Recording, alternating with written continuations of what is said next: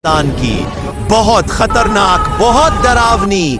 तो संभल जाओ, क्योंकि अब शुरू होती है आज की कहानी। अभी बहुत पुराने समय की बात है।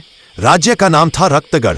चारों ओर घने जंगल, बीच में एक विशाल हवेली जो चांदनी रात में भी काली दिखाई देती थी। उस राज्य की रानी थी रानी वेदांगी, निडर, तेजस्वी और युद्ध कला में पारंगत। अंधेरा आने लगा एक दिन। अचानक पूरे राज्य में भयानक तूफान उठा। आसमान पर बादल ऐसे घूमे जैसे कोई दानव सांस ले रहा हो। हवेली की दीवारों पर छायाएं नाचने लगी। तभी महल के तांत्रिक ने आकर कहा, महारानी, जो कालवन जंगल के उस पार रहता है वो जाग उठा है। रानी ने तलवार उठाई। शैतान हो या मृत्यु, रक्तगढ़ पर कोई परछाई नहीं डालेगा। जंगल की ओर प्रस्थान। वो रात को अकेली निकल पड़ी। घोड़े की टापों की आवाज घने जंगल में गूंज रही थी। हवा में किसी की कराह थी। पेड़ों की डालियां जैसे चेतावनी दे रही थी।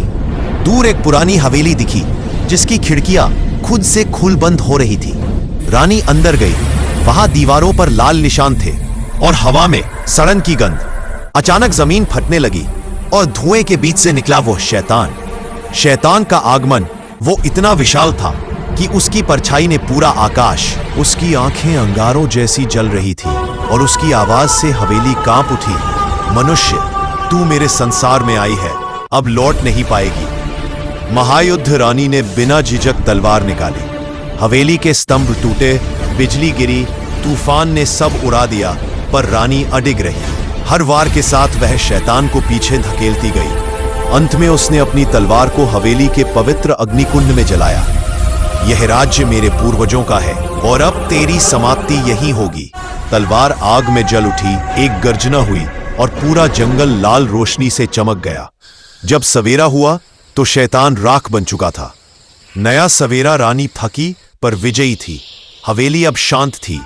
पेड़ों पर पक्षी लौट आए थे और आसमान पहली बार नीला दिखा। लोग कहते हैं आज भी जब तूफान आता है, हवेली की दीवारों पर एक छाया नाचती है। वो रानी वेदांगी की है जो अपने राज्य की रखवाली आज भी करती है। अगर कहानी पसंद आए तो चैनल सब्सक्राइब करो।